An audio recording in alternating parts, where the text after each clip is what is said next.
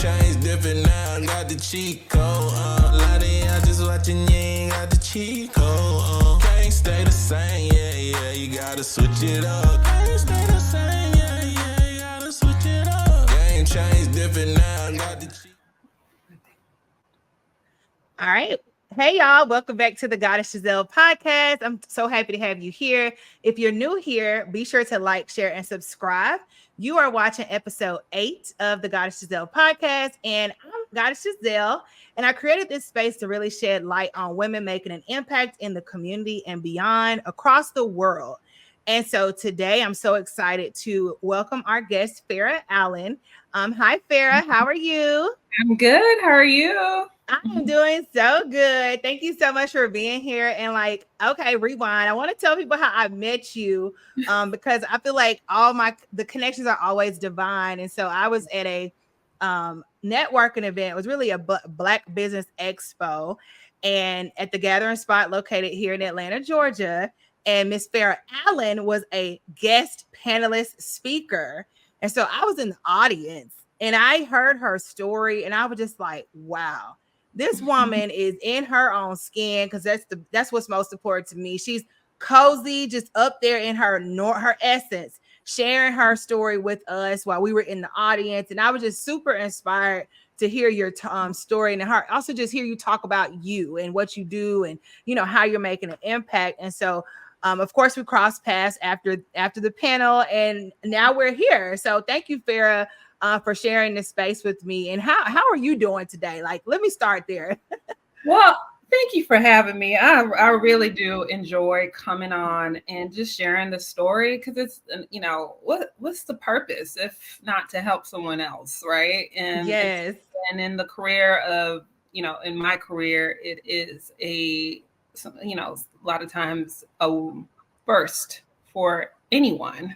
Yeah. To try to get to the place. So I appreciate you having this platform to kind of, bring my story, this little old me, and everybody else that comes on to to the world. So thank you, Farah. I'm doing good because I'm here, honey. Exactly. And like I said, this is definitely casual, but we will talk about some stuff here and there. But before we get started, I want to ask you, I like to kick off the show. If you could name 3 people that inspire you, really just help you keep going. It could be personal. It could be people that are in industry. If you could name 3 people that really just inspire you, who would you name? Tyler Perry, number 1. Yes. And he just comes out with something. He's always reinventing himself. So I was just watching one of his shows on Netflix. On Netflix. Okay, I gotta check it out. I saw it. Or something. Oh, yes. Where is Tyler brain at nowadays? Well, here it is. He's doing this. So okay, I love that. Yeah, there are. Who else inspires me? There wouldn't be people necessarily that have names that everyone knows, but there are people that are just. I have a friend, Ash. She inspires me. She's just always just resilient and positive. Yeah. Right. And, and when I need something, when I'm not so positive, I know who to call. And that's a hard thing. That's not necessarily normal. That's a unique thing to have. Yeah. Someone to call that, is also an entrepreneur and doing her thing and moving forward. So, shout out to Ash, my girl. What's up, Ash? Yes, he is one of my sheroes. So, yes. And who else? There are, let's see, Robert J. Smith, Robert F. Smith. Yes. And I love to hear stories of people who started from the bottom. They didn't. Everyone has help. Let me not, who knows what help and the big help he got to get where he is, but he started from the bottom. He wasn't wealthy, right? So yeah. What came after that, that's not normal, right? That's hard to do. It is. I had the opportunity to meet him at Essence Fest, and wow. And while everybody's running after Usher and everybody, I'm sitting there like, oh, Robert J. Smith, you know. Come home, who's that? Oh my, it's fair. Please inform the audience because I don't want to assume. So tell us who is Robert J. Smith? Robert F. Smith. I keep messing up the middle. Yes. Okay. He is a billionaire. He's a Black man. He owns several companies, but he's really into tech, acquiring other companies, investing, having just a lot of success in the world of finance and the world of technology. Yes. And and just buying and selling stuff, like, just whatever you want. So whatever it costs. Yes. When I see that level of it, and he's also gives back. He gives back to the Russell Center. He gives back to all these organizations. Morehouse. Yep. Everybody got a scout. Remember, everybody got a scout? Yes, I remember that. I think that's when he got his I'll say mainstream virality, when everybody, got to know his name, because I think he had paid off their student loans, or he paid everybody's student loans, but tuition. Whatever tuition you had. See, he paid it. And so when I look at what I want wealth for, it is to do that. It is to get more wealth. That is my kind of God-given mission, is to use what I have to make other people wealthy. And also, I'm a Christian. I'm trying to bring people to Christ through seeing that I'm doing things. I'm, living a life that is for God. Yes. And it's done through, means that isn't grimy, right? Thank you. So, please wake it up. Thank you for saying that, Farah. I ain't gonna lie. I appreciate the candor. And yes, I am a believer. This is a safe space. We are with the Most High. Okay. We are for God. Okay.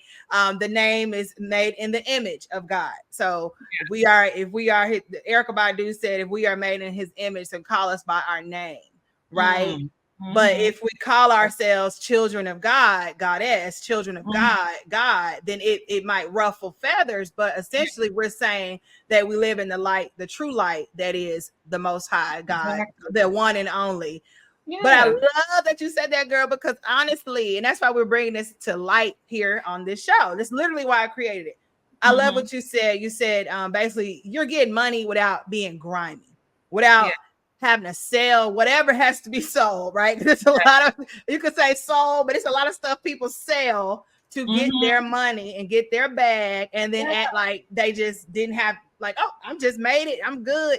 But it's like, who did you sell it to and why? And you can tell when you see the face, and also just the light. Now we're in a new timeline. The light is gonna shine regardless. So if you don't have that light in you, but everybody gonna see it. You know what I'm saying? It's gonna be like how, what's going on with you? And then you'll know. And I think, and honestly, Farah, one other thought process here on this podcast, I do honor the new earth and the new way of doing things. And I call it like post year 2020. Right. So 2020 happened, everything changed abruptly. And then now we're in 2024. And when I say things change, we're talking about our attitudes about health, wealth, finances, family, friendships, spirituality. And it's funny, Farah, I think for you kind of probably was already in the future, because the work that you were doing, you weren't necessarily sitting around waiting on a job or somebody to come help you, whatever. Exactly. And so I think you, Farah, bring that unique perspective in that you were never in a mindset that limited you to where you would have to be trying to run to the new earth or run to new ideas and new technologies and things like that. But I love that, and thank you for sharing that. And black wealth, but really all wealth, but we're Black, we're African American, so you can open that up. I want wealth to those who are socially responsible, to give back to people. So, if I don't care what color you are, but it just seems like that's my network. But if, I have helped other people, and I'm going down the rabbit hole. Yeah, I've helped Let's go. but it is a connection thing. Yeah. And I do it based off of the connection I make with that person.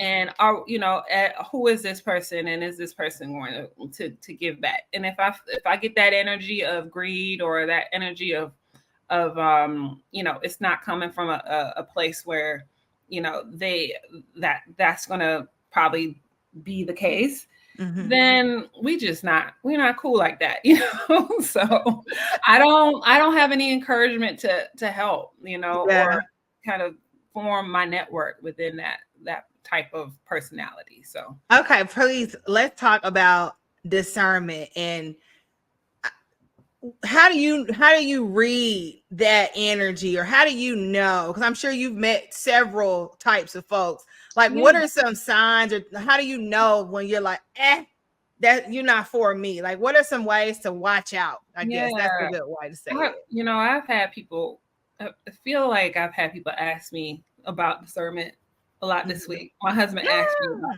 that. Wow. He asked me about discernment about something. How do you know? Do you pray for me? And I'm like, yeah, I pray for you. What do you pray for? How do you know what to pray for me? And I felt like I was getting in a trap, but anyway, that's a long story. Okay. But, I have lived and I have adventured in unknown territory with people, because I like weird people. I like nice people. I like all kind of people. I'm an artist at heart. So, and I grew up with all personalities, and I'm just kind of giving. And so it is about me kind of getting, burnt tons of times. And one, that's it, right? I have experience to kind of feel that. But really, when I got closer and closer to God, when it comes to where, who God is to me as an entrepreneur, and what, kind of like the biblical stuff in the Bible about, a grow a business and all that. Oh, I'm kind of studying. But when I really think about that and I'm working with someone, I can hear it. I can feel the energy. I can hear the thirst, right? Because there shouldn't be no thirst. True. God got, and people going through their journeys, ups and downs, and I have too. So, but for me, at the point of time where I want to work with someone, I want them to be, for us to be on the same page, right? And anytime someone is kind of a little bit too, like, aggressive with kind of wanting to work, or not, there's just a personality thing going on with it. My alarm goes up now. Okay. Where, I don't think we're gonna work well together. Because it hasn't worked. It's always been a miserable experience that equaled no money. Because I don't want money. This is the point, right? I need to be Robert F. Smith. I mean, okay. For people, and then you got to do it with people, but you got to do it with the right people that are going to actually do the thing. And there's a lot of trust that has to be established to get some of this stuff done.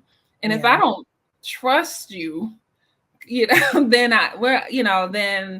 I typically don't trust you because something is wrong here, right? So that's kind of where I'm at today with that. I mean, that makes sense. Like, experience does trump a lot once you get into the weeds of things. At the end of the day, you like, girl, I done been there, done that. So you can read people and just be able to know. And I think that could be a plus side of entrepreneurship, because you do kind of have to make your own blueprint, or create your own path, and then on that path you're going to meet some characters, but those characters help you grow and develop yourself. So I wanted to say, because I don't think we didn't even start there. We just started talking, girl. So rewind. Let's talk a little bit about your journey that led you to create your company. So first, tell us about your You got me. I'm just so happy to talk to you. I feel like the energy just up. I have like a little format. I meant to ask you, tell us your name. Look, that was my intro. Your name, your location, and your family life. So if you are a mother, if you're a wife, and then what you do. Okay, so I'll be good. I've been coming off of a high. All right. Farah Allen, CEO of the Labz. I am a mother of two, Langston and Alina. Langston is 11 and Alina is 14. She turned 14 in November 13th. Oh, okay. I am married. I've been married for the last 14 years. Oh, okay. Lena was at the wedding. Flower girling it up. But I'm in Atlanta and I'm from Miami though. From Miami. Oh, okay. My family is Jamaican and went to Florida A&M University. Nice. HBCU grad. Exactly. Okay. Did you go to homecoming? Do you go to homecoming when you have time or not really? I've been like twice since I graduated years ago. Like I need to do better. I do. I'm always like busy but I need to make time. So. Okay. What did you study at FAMU for the audience? So were you always in the tech space? No, I was in architecture school. Architecture, engineering. Yes. And I actually did that the first 4 years of my career. And it wasn't for me. They weren't, the company that I was working with was a big company. I always figured out a way to get like good internships or like beat the system, right? So I got good internships during college. Through some little loophole, I went to Japan for 4 months. Oh, I wasn't I did not grow up making A's or B's. Like I was a straight C student in high school. Okay. In college, I just learned how to like get good grades. I just learned. It wasn't that I was any smarter than anyone. I just learned how to beat the system to get the grades I need, who I need to talk to, because I sure enough still don't know math. Okay. With the provosts and the bobos and all that, Mr. So I'll cook you some curry chicken. You just pass me in this math class. I am not going to learn calculus. Oh my gosh. And so I always knew a way how to like talk to people and kind of get to that next escalated level. Yeah. So when I was in, construction and architecture, literally I killed it. I killed it so much that I was like mentored by the vice president of sales. And when a new job came up, I was like, yo, it's me, right? I'm teaching. I'm 21 teaching at Kennesaw State University because they hired me as a part-time professor because I came to speak on behalf of the company. Oh, nice. Like, you speak so well. You want to come teach here? And I was like, I'm 21 out in these streets, but this is going to be funny. Listen, watch your students. And literally, it was like, yes, watch your students. My God. Case. And I did it, even though I was like not really into it at all. I did it for like a semester, and then I was like, I need, y'all messing up my club time. But I mean, that's the type of, and I was like, I'm gonna move up. Yeah. Literally, when the open position came, which never happened in this company, they were like, I didn't notice because I'm not noticing race, and I kind of noticed, but I was like, don't matter. Whatever, you just got to be good. Literally, the vice president said, we've never hired a person of color for this sales role. And I don't think the world is ready. I don't think our customer is ready. And we're going to lose revenue. But we love you. And of course, they hired somebody else and was like, would you train this person? And I was like, I'm out, man. Totally out. And so I went into technology. It was recommended to me. And I went in on the lowest level possible, you know. So I was like, whatever they pay, I'm gonna pay because I got a plan. Yeah. Right. So I started out in project management. I got within a year, I got fired. I got fired about 4 times because I didn't know what I was doing. I knew how to get hired. Yeah. I knew how to get hired. I knew how. So to what era was this? Is this like early, like 2010s, 2000s? I'm asking because the fact that they said that the world wasn't ready for a Black woman in that role. What year was this? Was it 08? Well, I graduated in 9. Okay. So it was a little after. So early 2010s ish. Yes. I hate that for them. And they never had any of that role of color. No man, no Indians, Asians, no nothing. Okay. And they was considering me. And after a big deliberation, they were like, nah, we ain't going to lose money over her. They had a whole thing. And now I'm sitting here talking to you. Probably would have been there. Listen up, y'all now. I'm Black, okay? I know y'all don't want to say it, but I'm Black, okay? I'm Black. Man, if I knew what I knew today, boy, my money would be so good right now. That lawsuit would have been so pretty. But I ain't know no better. I ain't know no better. Listen, wake it up. Let me say, she said that lawsuit would have been so pretty. That's a message, okay? That is not lawful for them to tell anyone that of any sorts, okay? You could document that and you might have you some money. Like you said, the money would be longer had you known your rights. Girl, that's a mess. Rights. I was just social media. You could have put it on social media. They would have had him out. The whole company would have been thrown away by the time you took your story. Yeah. So I went in technology at the lowest. I went in project coordinator. Okay. Right? And I was like, I'm gonna get to project manager. That was my first goal. I want to make 6 figures. So project coordinator, it was like, you know, when I was at the other job, I left at 85K, which was good. Good money. And project coordinator, 65. All right. Got fired 3 times. All right. Well, guess what? Y'all don't gotta know I got fired. I got a contract. It's ended. And so I moved from project coordinator to junior project manager. Moved from junior project manager to project manager. And for 2 years, I stayed there and I got to 100,000. Then I went to senior project manager. And then people wanted to hire me, big companies, because guess what? I had a bunch of companies on my resume.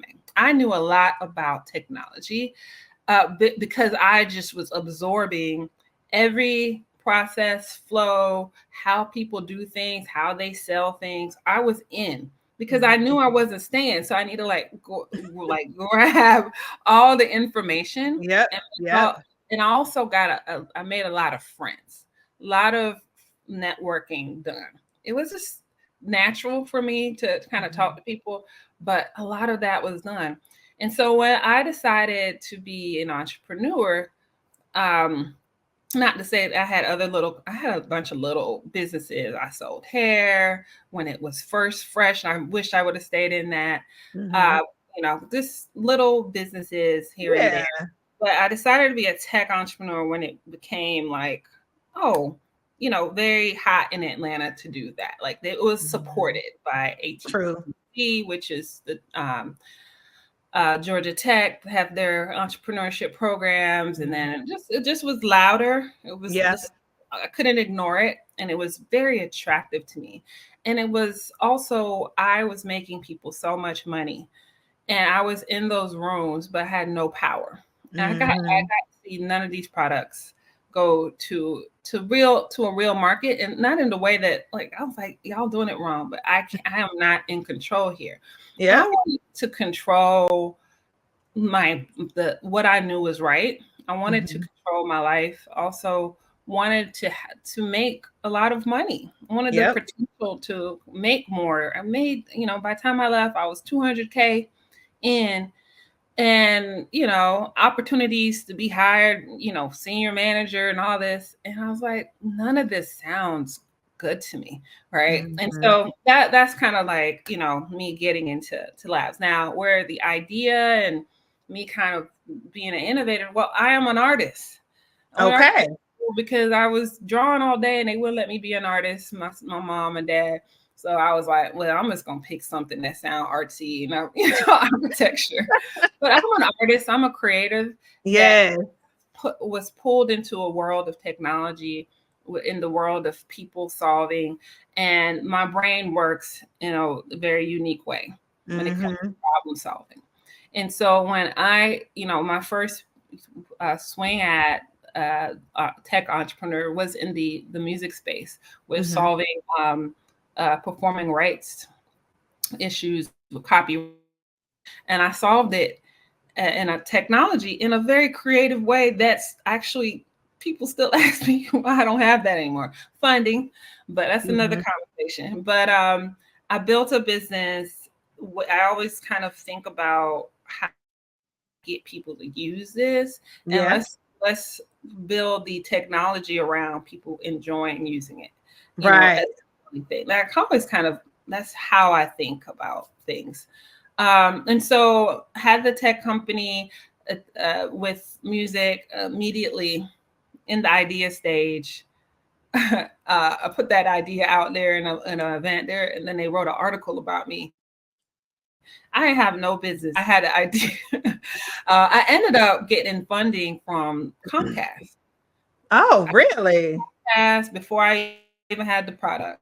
This conversations and, them knowing my background in management consulting, me, when I tell you, when you have a corporate acronym, you can speak the language. True. And you speak strategy and all that, people believe you a lot quicker. I'm just telling you, and I'm sorry if you don't have it, you still can make it in the world. But I'm telling you, that has been my superpower, has been lingo. And I love that. Knowing what to say and how to say it. And there are different people to say things to, and the problems and all that. That's one of the secret sauces if you're leaving corporate to do this. Okay. And so Labz, I'll just tell you today, we do interactive software. So when you look at VR, and if anyone's ever been in VR, trying to translate that to a web and mobile experience for businesses. So that is not easy to do. It is a lower form of processing we have to build. It's a way for people to kind of build it like a website, but without all the frill. It's, it has some AI to help it more easily. So it is our way of converting websites into more interesting experiences, and for businesses to be able to do that themselves. They cannot right now.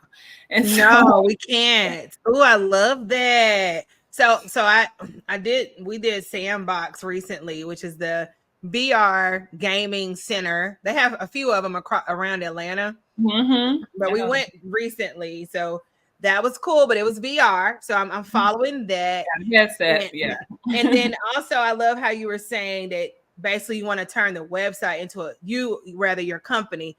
You could turn websites into an interactive, immersive experience with whether or not it's a headset, or is it mainly VR? It doesn't have to be VR. It's not. It's no headset. Well, this is like you building on Shopify. Oh my God, Farah, that's such a great idea. Look, you're like, I know. That's why I'm in business. And that's why they trying to write your article. But let me tell you a funny thing about what you're saying. That's like a lot of your story. When I heard you speaking the first time, I was like, this sounds so familiar now. What do I do next, girl? Because I find myself in a similar, let's say, similar space for sure. But like I have a company. It's called Giselle Avenue. And when I first started it or came up with the idea, this is like 10 years ago, and it was all spiritual. Everything is spiritual. But I had the vision, but I didn't know how to bring it out into the world. And at that time, technology didn't even exist where things were interactive and more like hands-on. But I was like, okay, I want people to come to my site, but be able to go to Zumba Lane, because I'm like you, an artist, so I teach dance, so they can go to Zumba Lane, or they can go to Playlist Radio and see what I'm listening to, but then they can keep traveling and go to the blog and see what I'm writing about, then go to the podcast and see what we're talking about.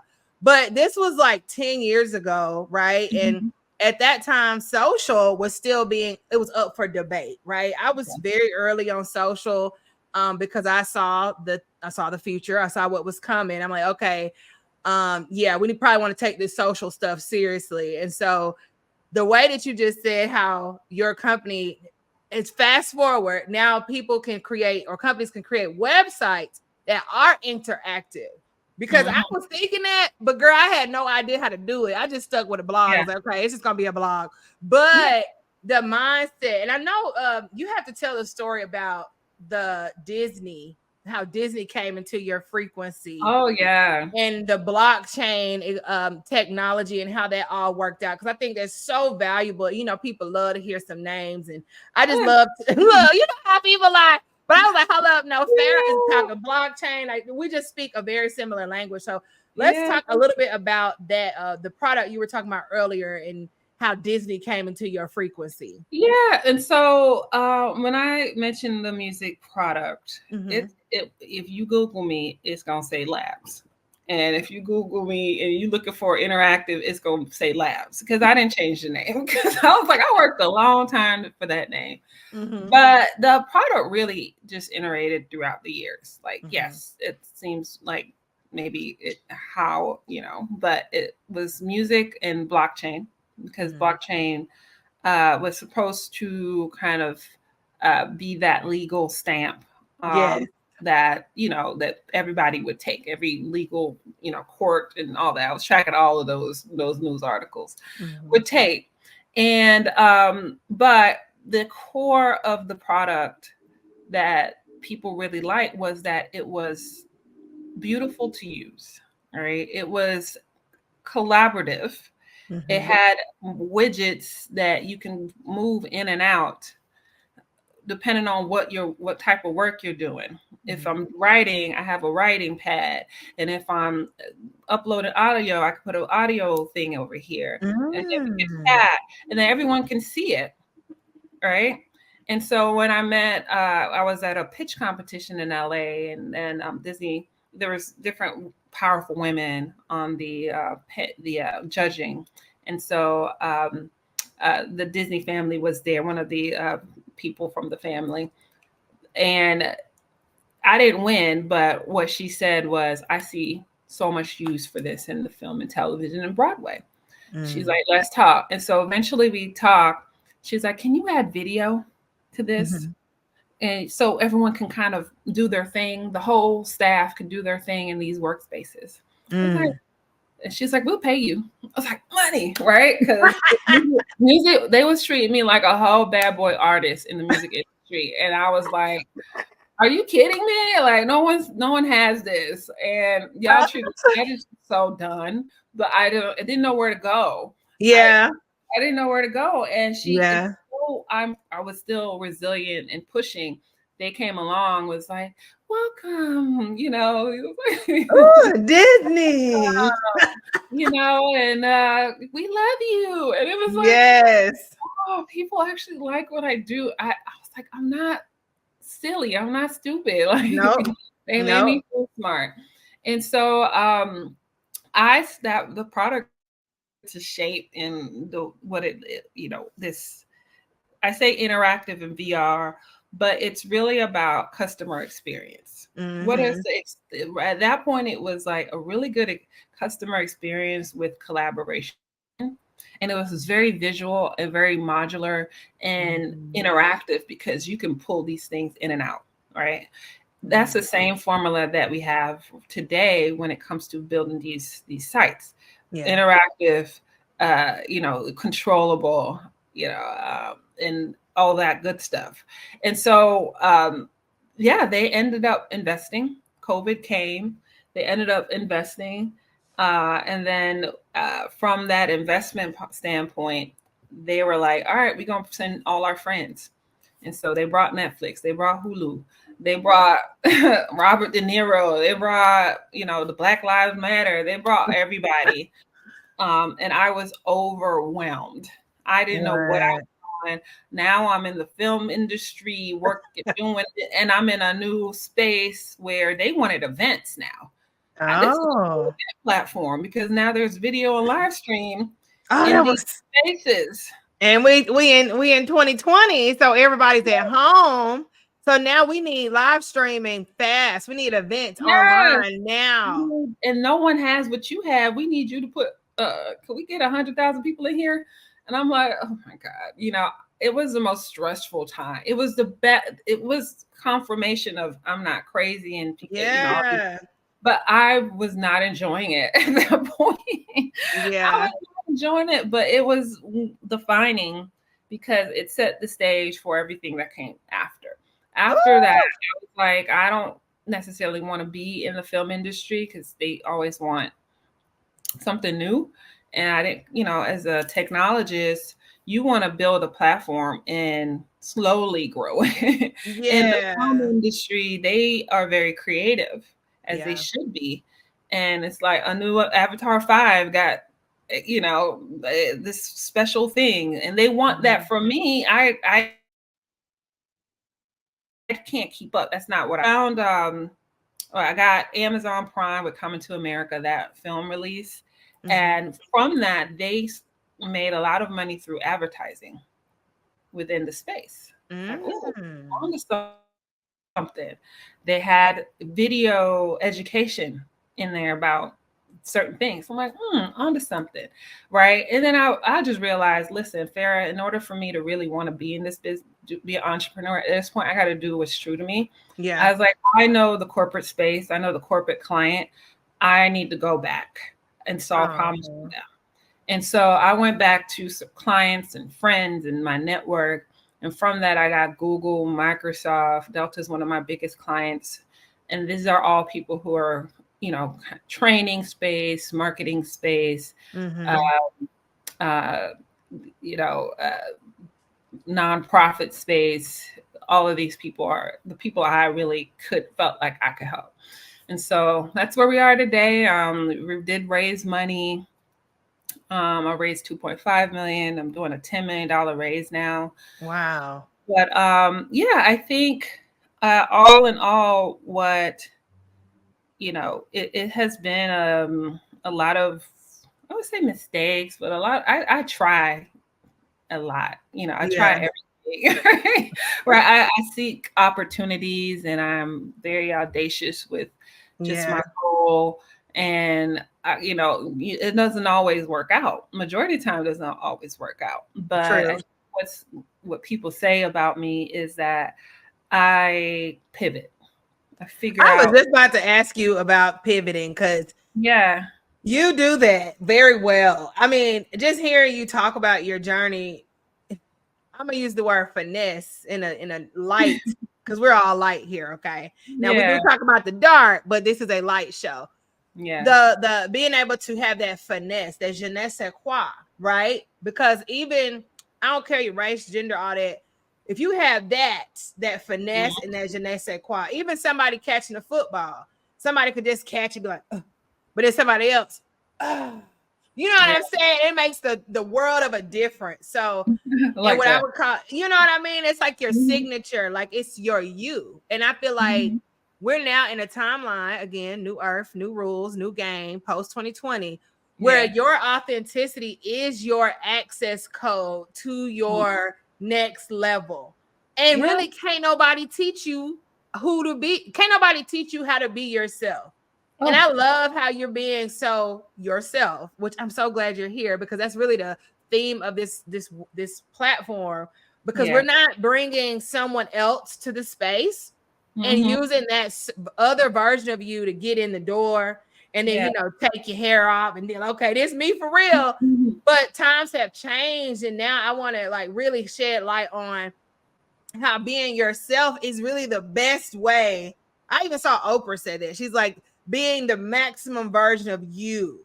That's what's going to help you get where you're trying to go. And I sure appreciate your candidness about how you got in the industry and how you went from here to there, just kind of floating. Like you feel like this. It's like, girl, I was doing this. And now I'm doing that. But but I'm an entrepreneur. I'm someone who just, gave a vision of what I want my life to look like. And just really, like, I think Tyler Perry said, jump out of a plane and without a parachute. When people live like that, you just have a certain way about you. Yeah, you do. There's just certain things and characteristics you're going to get from someone who just lives. I live life, I say, by my faith in my ultimate, in my goal, in the mission, that I know that, hey, what I want out of this is going to come to fruition one way or another. One way or another. And I'm not tied to the way. I'm not tied but I have skills. Yeah. And I'm using them all through just make sure I'm using them. And of course, that discernment, that feeling of happiness, that feeling of joy when I am helping someone. Yeah. When I'm being creative and I'm locked in, when I'm making money from that, right? It's the best feeling in the world. And I wouldn't trade that for any corporate job. And that's just me. Yeah. I have a cardiologist sister. She makes, $500,000 or more, a little bit more than that, telling all her business. But she don't want to do any of this. She's like, how can you do this? How you can live this life? It's all over the place. It's too uncontrollable. It's chaos. It's chaos. It's not to me most of the time, but to her to be so open. Yeah. And what's next and not know. Right. It's the worst thing in the world for her, and there's a lot of, I think majority of the world is like that, but you have this sector of folks like you and I. Yes. That extra special, but we're missing the part where the fear doesn't stop us. Nope. That we don't have, we're fearless. It's just fearless. That's it. That's the word. It's called being fearless. And we have theorized fearlessness, right? They say it in every speech on TED Talks and all that. But then when you meet people who are really fearless, like when I met you and I heard your story, I was like, oh, she knows she won't. She is not taking no for an answer. And those are the type of minds that really shape the world, honestly. Yeah. We don't get a lot of, I guess we don't get a lot of shine for it, but we are now. Hey, here we are. And we don't do it for the shine. Okay, rewind. Talk about the pivot. How do you pivot? Like, okay, imagine you're somebody. Of course, I'm not talking about myself, but maybe I am. And you're like feeling stuck. Like, maybe you're in a role or you're just in a space or even an industry. Because you said you were an architect. They pulled the race card. You was like, I don't want it. I'm not going to deal it. I'm taking it, give it back. Go put it back in the deck. I don't want that card. Kept it moving. You just kept pivoting. Now you were even in the film industry, which is a lot of people's goals. You was like, a little bit too much. Y'all doing a little too much for me. A little too much woo-woo for me. How do you pivot? Okay, that's the question. How do you pivot? Pivot. What do you do? Well, I'm in a phase now, honestly, where I'm in another pivot. Like Labz is going, Labz don't need to do. I think I'm at the end of where it needs to go. Okay, the vision has been executed. The vision it's not executed, but I'm raising funds and I need money to scale it to where it needs to be. Right. So right now it's just rolling. Right. I'm a tech company. If I don't have big lumps of cash to ingest into things and grow, then you're just going to be like this until hopefully, some big contract comes one day. And God, we got those rolling. So in the meantime, my brain is still I'm still growing in other areas. And I want, now I want to take my wealth that I've gained and put it into growing other streams of income. That is what I'm focused. I mean, that I need to, like, one, you kind of use up a lot of your resources, if not all of it, during the journey. And so at some point, the whole point, you're in your head as you're doing it, you're like, I'm gonna have to put this back. Oh, I gotta build my retirement back up, once I make it, And so now is the time for me to do that. And I need to do that, and it's new, because it's like, where do I put my money? How do I grow? And another thing, so I'm working on that, and I'm meeting new people. I'm meeting people that I never, that aren't people that need my tech. That's not the first thing I may say to them if in a networking. I'm saying something else. Like, I met this woman who just, closed on her winery in Georgia, Black woman. And I'm like, oh, tell me all about wine making. Because I've acquired enough resources to, if I need to go bring a business plan to someone, I know people that may fund a well drawn out idea. So it's like, world is my oyster now, right? Yes. So I'm having fun making new friends that are in places where I see them making a lot of wealth in much simpler ways than I've been doing it. Well, I heard about this lady who made $1 million putting pumpkins in front of people's house. And I was like, doing too much. Like, So I want to, I'm excited about this kind of next phase. It's like, it's new to me, and I get to learn new things. So I'm kind of relearning, not relearning, but learning some new things for the first time. So yeah. Okay. So to answer your question, because I think I strayed off. No, we aligned a little bit, but we were just saying, so how do you pivot? I think you were sharing how you're actually in a pivot moment now. Yeah. I need encouragement. I need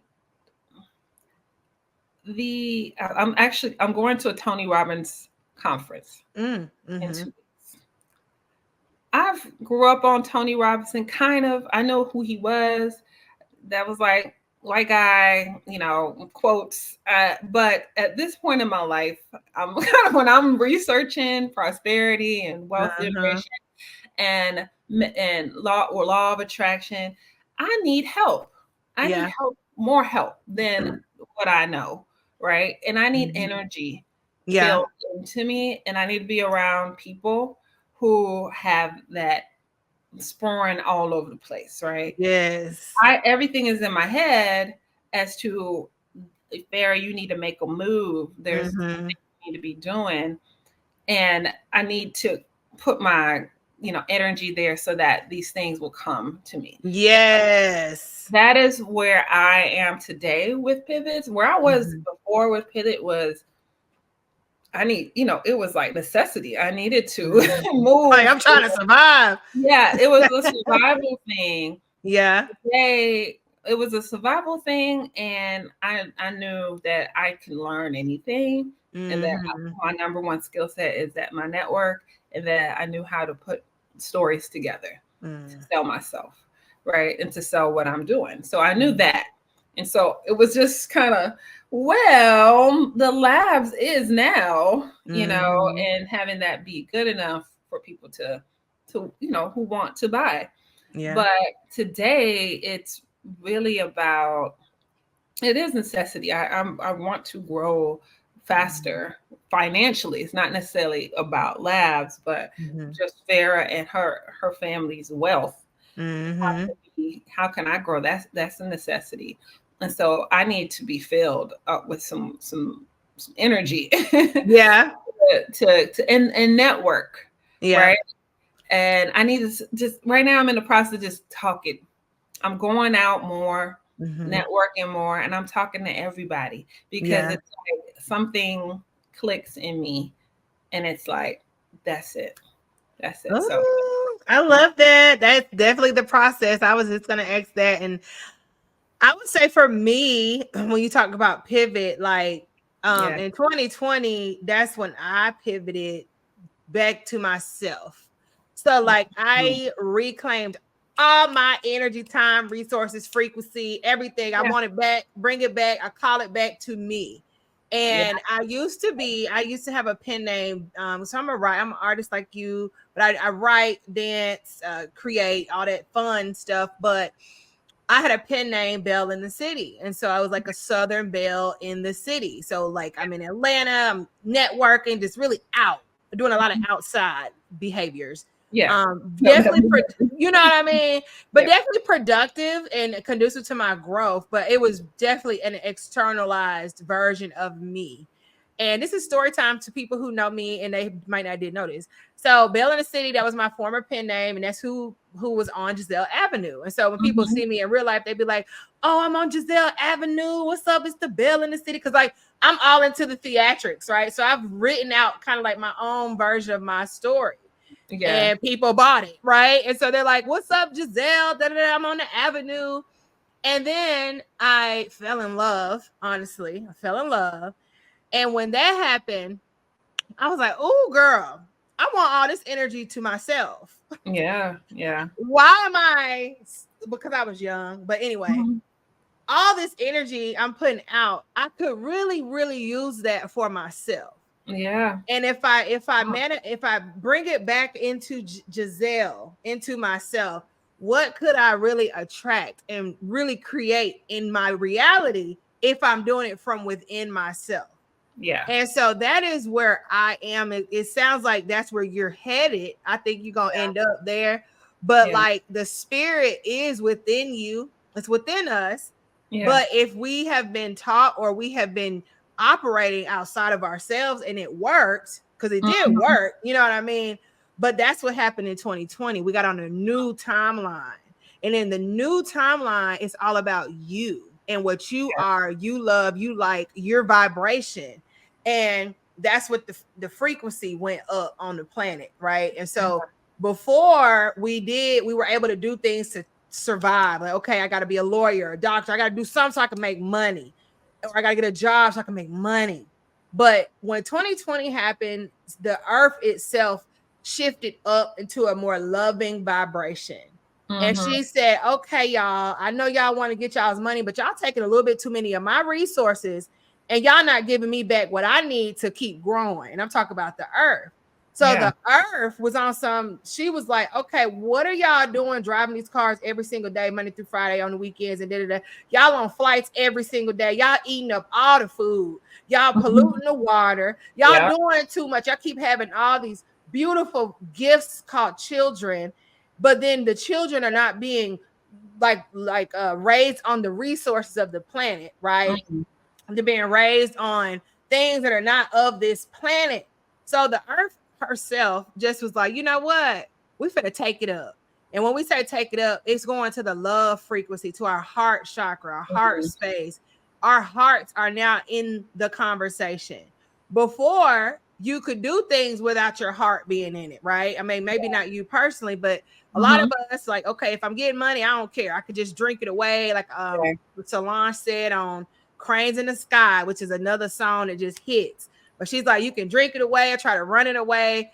But now the heart is of the matter. The heart is where things are going to be pouring from. And it's really similar to the Wiz. On the Wiz, they were trying to get to the Emerald City. Well, the green represents the heart chakra. And so when they got to the Emerald City, they were like, "Oh, it's so nice here." And then they found out that the Wiz was just some random dude. So the spirit was actually inside of them the whole time. But when they had that idea that they could get to this Emerald City, which is really love, then it made it all worthwhile. And so I think that now, and that's where the Goddess Giselle came from. It's really just me loving on myself more and honoring the God within me that now can actually come out to this world and be seen in the light of the Most High, kind of what you said at the beginning of the conversation. And so now I feel like not only you, but all of us are really being called to action. It's like, okay, so what are you going to do? Because make a decision. Yes, you got to make a decision. You got to listen to the intuition. And I heard you say manifest earlier, and I want to talk a little bit about manifesting. and like how you manifest. I know me personally, I'm into that, right? And I do believe that our thoughts can create our reality, even when they're not good thoughts. Because everything ain't always rainbow. Sometimes, like today, I didn't have the best day, but I said, you know what? I'm about to show up for myself and have a great evening. And I am right now. Yeah. But like I do, and I also manifested honestly up until I don't know, maybe when I met my husband, because there was a timeline where I wanted to be a wife, right? Like that was my thought. I want to be a wife. I want to have a successful business. I want to move to Atlanta. I want to live downtown and kind of do like the Sex in the City kind of vibe. And I wrote it down on a piece of paper. And I think about 10 years later, all of that was my reality. But I was like, hold up. So what do I do now? Like, I didn't know. I couldn't think about like what I want to manifest now. You see what I'm saying? Like, what are you praying for now? What is your next? Because God is big. Like we limit it to like little lists, but we serve a very big, abundant God. So talk to me, because I actually read an article from you in Cosmopolitan from 2023, and I saw that you were talking about manifesting and how you use the law of attraction. So talk to us a little bit about that, and so that we can speak on how to manifest. Because I mean, you do it. You were doing it probably when you weren't even trying to do it, but what does that mean to you? Well, you have one. You got to be a student of it. You have to be a student because it's not easy to remain in the light. It's not. with all the things that surround you. You have to be I would say, keep your halo. Right. And so I listen to Esther Hicks in the morning. I have some videos that I kind of absorb. I have to, meditate. Horrible at meditation, but these are things where you have to continuously refresh yourself. Okay, that's right. True. But manifestation is, like you said, it is about thinking about what you want and knowing and kind of moving like you already got it. Right. And acting and feeling. It's really about the feeling of already having it. And I've always been a creative. So it's been a little bit of something daydreaming and feeling, and in my mind going elsewhere has always been a part of me. But it was always like a problem. Right. Get out of here, Fair. Stop dreaming about that. It ain't, or it's not gonna happen if you dream about it. Or it was always like a negative thing for me to do. But through manifestation, I get to reclaim that and really think about my magazine cover with Oprah and Michelle Obama, and me sitting in the middle and them putting their hands on my shoulder, and the article. I got whole situations where I have all the details, and I've cried in some of these scenarios, and I keep it. Right. And I say, I am worthy of it. And it's with me. And that is manifestation. Right. And like you said, if you are thinking you're not going to have something, or you're not worthy of something, then you are manifesting that to you as well. So it gets deeper, because it is, the universe and energy and all that stuff. You already know what I'm talking about. But Yep. You can go pretty far with the science behind it. Yeah. I always bring it back to my Christianity. Yep. And I align, and I know some Christians don't, but I'm different. I align it to my faith. I'm different. Exactly. Different. I know God, right? Yeah. Like, that's how I like to be taught. Give me some manifestation and align it with my faith, because that makes sense to me, and it brings me closer to him. So that is how that's how I roll with it. I love that. Farah, oh my God, this is such a great conversation. It's so natural. Like, I had all these questions, but I'm just sitting here like, so anyways, like let's just get to the nitty gritty. But before we go, I do want to talk, because another thing I like to talk about on this show, this platform, is really showing other parts of the Black Black women, not just Black women. I talk to all women, but really all facets of us, right? So of course we have the hat of entrepreneur, but talk to me about your family life and like how you're able to balance that. I know you've been married for 14 years and also a mother of 2. And so what are some ways that you balance that out and so that you can show up fully for your family, for your husband, and for your kids or children?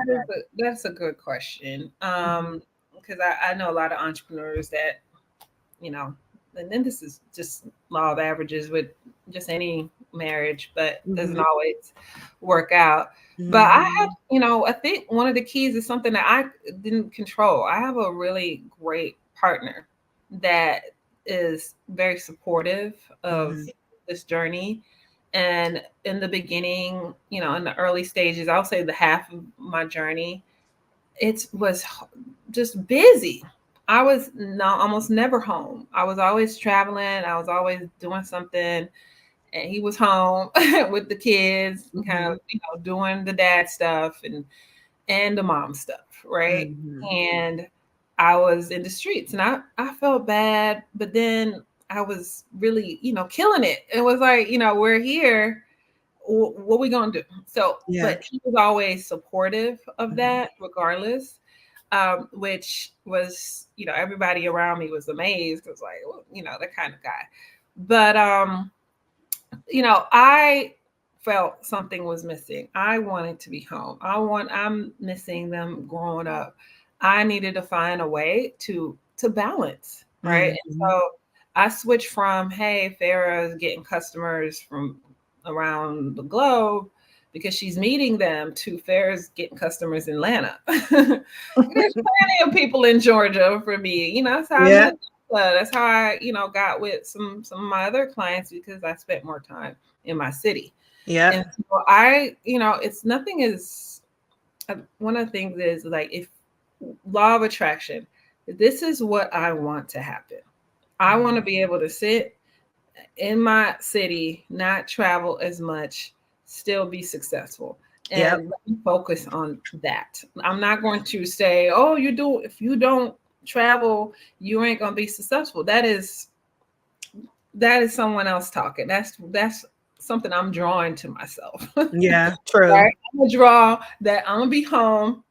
I'm gonna have time with my kids. I'm gonna have time with my husband. I'm drawing all of these things to myself. So I just, you know, I don't think anything is impossible. I think I have to kind of dream up what it is I want, and then things I make them happen. So I have to kind of think about it, figure out a plan as to how to get that, and not in any way think it can't be possible. Right. That's not how it goes, and that's not how it works for anybody, you know. So got to set those intentions. It's got to be intentional. Yeah. And I think with some of our sisters, when they talk about dating, and they talk about, you know, career versus dating, all that stuff, it's like, you have to be intentional about if you want to be married. You know, you can't just think that you're gonna, I don't know what they think, but anyway, like, you got to set those same intentions just as you do with your career, with your dream life, with mother. If you want to be a mother, like, the intentions have to be set. And back to Solange, which Solange, they always come into the frequency. Like she says, do nothing without intention. And I feel like that's really the core of it. And so you found balance by, first of all, just saying, hey, I want to be in Atlanta, or I am in Atlanta. And then things can just come to you instead of you going out to seek it out. Exactly. Exactly. So, and I always look at things in phases too. Yeah. That was that phase. I'm in a new one. Gotcha. Right. And my new phase should always be elevated phase, elevated mentally, and, you know, financially. Like, I'm in a new phase, new things. Right. So, new mindset. I got to change. I'm not growing if I'm not changing. So it's like, I feel the essence of change needs to happen. And I kind of then seek it out and see what kind of change I'm looking for. So. Okay. And one last question before we go, because it's another overarching theme here on the show. So we talk about women, really like the modern woman, right? And which Farah, you check box, check. But just I talk about how, women have progressed over the years, right? And so we're introducing this new idea of womanhood, what it looks like. She's an entrepreneur, she's a mother, a wife, a friend, and just all these different hats that we wear as women in the modern woman. But also, I would love to hear your thoughts on love. Oh, I talked about love earlier, but to bring it back to the front, we're really just talking about like love as a action, but also as a state of being. Earlier, you said, I just want to be happy and just really living a joyful life and keeping love at the center of all that you do, right? Yeah. So, Farah, what is like, what makes you feel love or loved, properly loved? Like, just we're getting into the romance. So look, the artist Farah. Hello, artist Farah. Like, what makes you feel the feel so that you can just, be in yourself? I heard you say you used to draw when you were younger, but like, do you have any rituals or practices that you do to really just make you feel the love that's in you? Yeah. I still paint. I have a painting of Rihanna right now. It's in my office. The love, travel. Yes. Love traveling is great. Spending time with my family. I got 2 sisters. I got an auntie sister. She's fabulous, and cousins and uncles. I have a big family here, and my mom is always here. Oh, and that's nice. And then with all of us together, that is just my special place. We just, we dance together, we have fun, we yell at Tyler Perry movies together. we when we're together, we are in just a great energy. And so that's, love doing that. And then, there are certain people that I get around and we just have pure fun. Like we'll go to the zoo, we'll just go to the zoo and have, sneak and drink, and then and then just, pick at the elephants, not pick at them, but, we'll just enjoy, just look at things from a child's eye. Yep. Say, how they got them trunks, so long, and this really, it's about being around people for me. Yeah. And being my full self and being allowed to be that around people that really know me. Yeah. And then, meeting new people is great too, especially when you meet people who are connected, like you and I. Yeah. Yes. Tomorrow. I'll text you. Yes. So the like-minded folks where it's okay to just fully be in your light and whatever you got, come to the table. That's joy for me. It's joy. I love it. And it brings me happiness. So yes, thank you so much for sharing that, Farah. I know it's kind of vulnerable, but I love to see us in different lights, like I said, and dark, because I'm light on this show, but I've learned to have an appreciation for the dark because that's where all the magic is happening. Really, I mean, when we say creative, it's really coming from the dark, like it's coming from the nothing, like from 0 point energy, and then for you to come out and be like, oh, I'm thinking this, it's coming straight from your own imagination. So I appreciate both, but this is a light show. Okay, Farah. So thank you so much. I feel like we could go on and on, but before we leave, if you could let everybody know how to reach you if they want to reach out or stay connected. I literally think you have it right above your head, which is I do. I do. This is my first time. No, I've learned this is, probably a good idea. So info at the Labz. Okay. If you want to reach me. My Instagram, CEO Farah 1, and then I am on LinkedIn if you want to find me on LinkedIn. Yes, thank you so much. I'm so appreciative for your for our conversation. And like I said, this space was created to really shed light on women making an impact. And Farah, that is you. And I really appreciate your time. And like I said, we're going to keep this conversation going though. And this is only the beginning for you and for me. And so you all were able to hear where we are today, but only God knows where we're headed. And I'm so happy that we could document this moment right now.